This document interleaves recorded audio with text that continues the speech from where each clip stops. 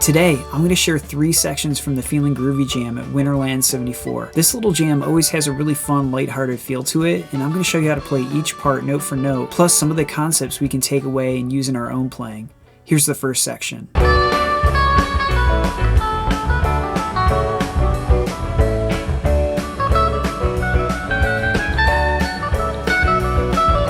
Thanks for checking out the lesson. Just before we get into what Jerry's playing, here's what the chords are. There's going to be a D major going to an A over C sharp, which is a first inversion, to a B minor, to an A. So that's just going to be looping underneath everything I'm going to show you that Jerry's playing, and it just helps put things into context. Here's what he's playing in that first section.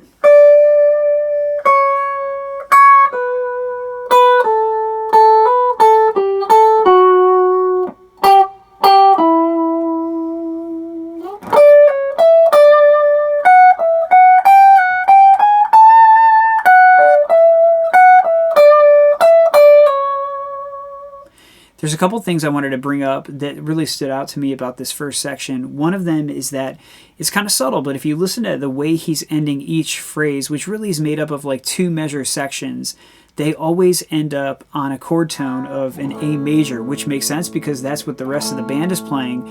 But it's a really great way to bring everything together and have like a cohesion between the lead part and what the chords are doing. So let's go back to that first little bit. That's just following what the chords are doing, just kind of outlining it. Even that ends on an A. And then he ends on the note E, which is the 5th of the A chord.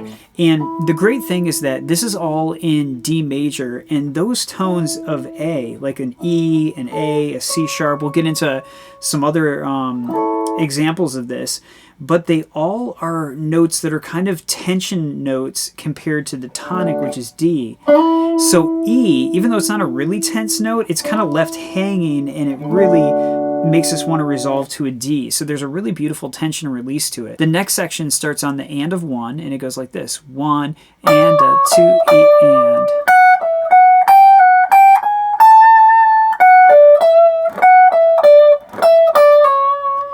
And then in this case, that 2 measure run ended on the note C sharp, which is the 3rd of an A major chord. And again, it's just a little bit of a tension note that you kind of want to resolve back to D. So if you were just improvising over a thing like this,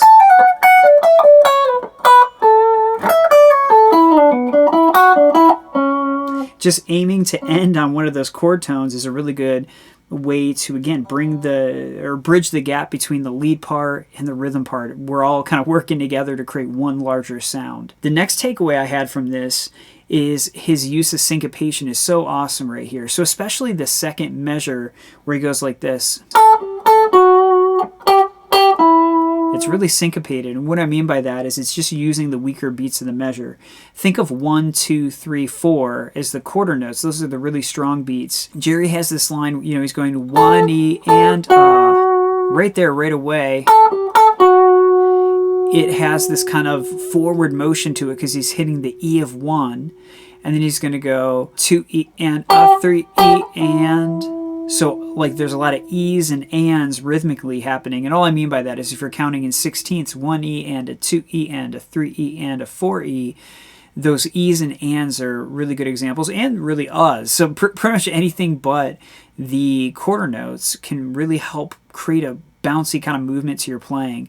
One way you could really strengthen this kind of rhythmic muscle is take just one note. Let's say we just take this 10th fret and just try counting a measure out and hitting like all of the E's, like 1 E and a 2 E and a 3 E and a 4 E and then try the ands, 1 E and a 2 E and a 3 E and a 4 E and then try hitting all the uhs, 1 E and a 2 E and a 3 E and a 4 E and Now, ideally, we're not thinking that much when we're improvising, but sometimes you have to do some legwork like that to get things to feel natural.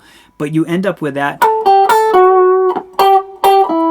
See how there's that little bounce to it. So syncopation is a huge part of his sound in general, but especially right here. And then one more thing I wanted to share about this first section is Jerry's use of rhythmic motifs, these little rhythmic building blocks. And if we look at the last measure of this first section, Notice again, he's going to start on the and of 1 in this measure, and then he has this da da da da da da da da da, this kind of rhythmic pattern that happens, and then he just swaps the notes out, and that's a great way to expand what you already have with like the scales you know and the chords you already know. So this is what his thing sounds like. It's 1 and a 2. See how there's this kind of logical, kind of coherent thought going on there because the rhythm is repeating. The notes don't have to, but it still feels like something that's saying something that has like a storytelling element to it, which is a huge part of Jerry's playing. I think is that it's almost like he's saying a poem or telling a story or something like that. So again here, you hear that da da da da da da da da da. Now here's the second section, and then we'll break it down a little bit right after.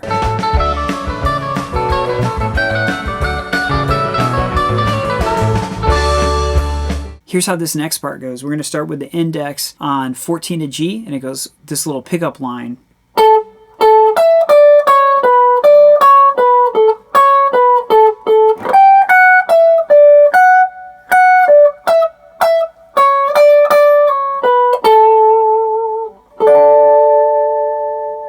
So if you look at this, okay, we have this little pickup. Okay, that's pretty straightforward. And then he does these groups of 4. So like 1, 2, 3, 4, 1, 2, 3, 4, 1, 2, 3, 4, 1, 2. One way to go about that is you start your run of 4s on a note, say like he does here, E, and then start one note down in the scale from where you started the last one. And then start another note down the scale from where you just did that one. But in this case, what I think is really extra cool, it's the littlest thing, but I think it's really a great reminder for us that it's okay to repeat notes. So he's still doing a 4-note pattern in terms of the rhythm, but 2 of those notes are the same. So again here, 1, 2, 3, 4, 1, 2, 3, 4, 1, 2, 3, 4, 1, 2, 3, 4. I think that's just such a really cool, subtle thing that he does here. Now, just to expand on that, just for your own playing, in this position we're currently in here, maybe try to picture in terms of like, our home chord is D, and so we have like a C shape and a D shape living up there. But you could start practicing this up on like the 17th fret.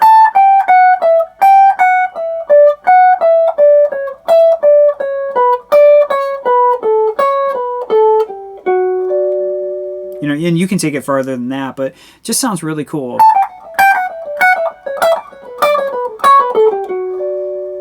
And then, of course, you can go the other way. So if you wanted to start on D, 1, 2, 3, 4, 1, 2, 3, 4, 1, 2, 3, 4, 1, 2, 3, 4, 1, 2, 3, 4. Or, come up with some kind of little ending. But I would just get that kind of pattern under your fingers. And then what you're going to see in a minute in the next section is that then he'll kind of mix and match. And he won't always do like a straight up scale pattern, but he'll kind of mix and match between different elements.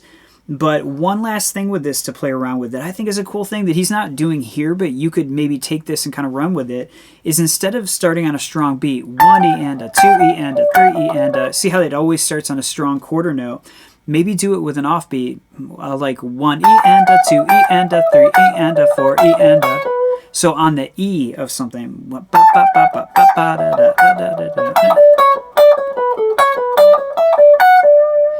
just another way you can expand that kind of 4-note concept, but alter it a little bit rhythmically and get even more out of it. Okay, speaking of rhythmic stuff, there is another thing in this section I wanted to bring up with rhythm, and it's just this little simple triplet thing he does. So he kind of comes back to this old motif where we had this da, da, da. It's that rhythmic thing I talked about in the last section, but here he's going to go. Now that last little thing I did, da, da, da, that's a triplet. And sometimes when you, especially if you're having like a straight run of 16th notes or something, throwing in a little triplet is a really great way to kind of break up the pattern and create more of a rhythmic texture. And that's exactly what he's doing here. So on this measure here, we're on 14 to start out, 1 E and a triplet. And he just kind of does it really quickly and goes away from it. But it's a quick way to just get more out of what you already have. just by altering the rhythm. And that's something huge we can take away. It's not always just the scale stuff or the arpeggios, but like what's the rhythm behind it. Okay, and then one other thing that I thought was really cool, and it's these little subtle and really simple things that kind of stand out to me, but he ends that run, you know, from the last thing. He ends with this, basically it's like a power chord with a D, like a D power chord. So you've got your fifth right here, your root of the chord, and another fifth. And it has this really, it's like a strong exclamation point at the end of a phrase or something. It's a really cool way, after all this busyness, you know, to end with a chord. So just a really subtle thing. So maybe, you know, going through and mapping out, okay, where are the chords at for your D? That's your really strong kind of resolution chord. That's a really simple thing any of us can do to enhance our solos like right away. Like you don't have to wait at all to throw that in. I've got one more section to share with you guys. Here it is from Jerry, and then I'll give you some tips right after that.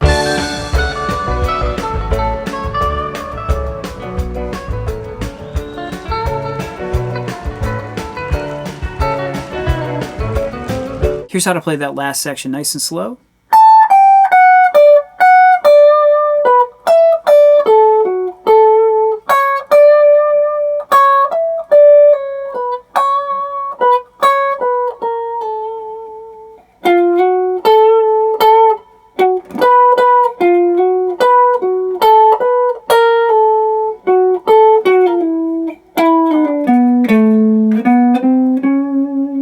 If you look at the first little bit, he's doing one of these kind of 4-note patterns, but it's a little different than the previous section. So whereas before it was just like a straight up scale pattern that was, you know, descending as it went, this one he's doing a sequence of 4 notes, but he's going from a scale run, like that's all in order, but then he's skipping. Like that, and then moving on from there.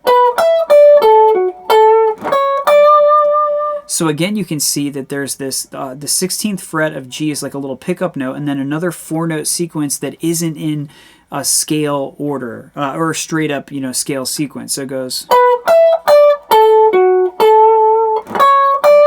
So I see that more as like a chord-based thing than a scale thing, but let me know what you think in the comments section. How do you kind of see that part? So one thing we can try with our own playing, it was sort of in line with what he just did there, but a little bit of a different take, is maybe mix and match between like a scale run of 4 notes, 1, 2, 3, 4, and then do an arpeggio with 4 notes, 1, 2, 3, 4. That could be kind of cool. Maybe go up and go the other way, just to be creative with it, and maybe take what Jerry was doing and even expand further with your own, you know, authentic voice. Okay, one more thing I wanted to share that stands out in this part in particular is this use of these like little chromatic kind of tension notes. So if we look at the part right after what I was just sharing, he's going to be on 14 a beat to set up this part on the and of 1, 1 E.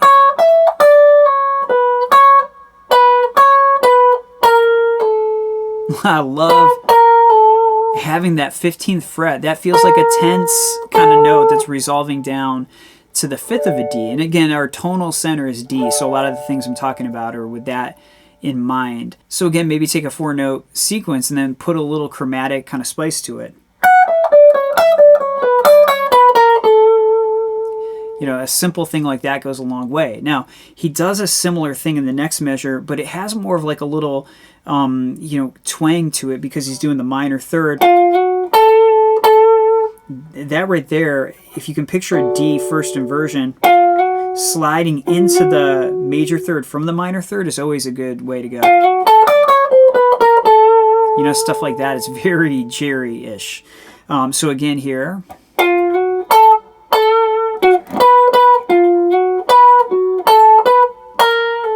There's that 15th fret again, that tension note.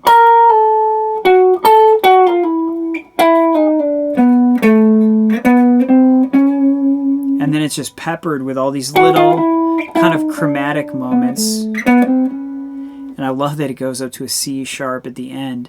that's if you remember that our chord progression is ending on an A, and so that C sharp is the major third of it, and it kind of tapers over the bar line. It just creates a bit of a tense little moment there that is really beautiful. Thank you so much for hanging with me. I hope you enjoyed that, and special thanks to Adam.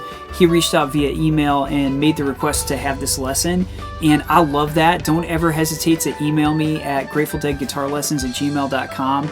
I love hearing from you guys directly, the stuff you want to hear. He had this whole idea and thought it would be a cool lesson idea. I agreed, and so I really appreciate the idea. Adam, thank you so much. Keep them coming. I really appreciate it, and I'll see you guys soon. Thanks.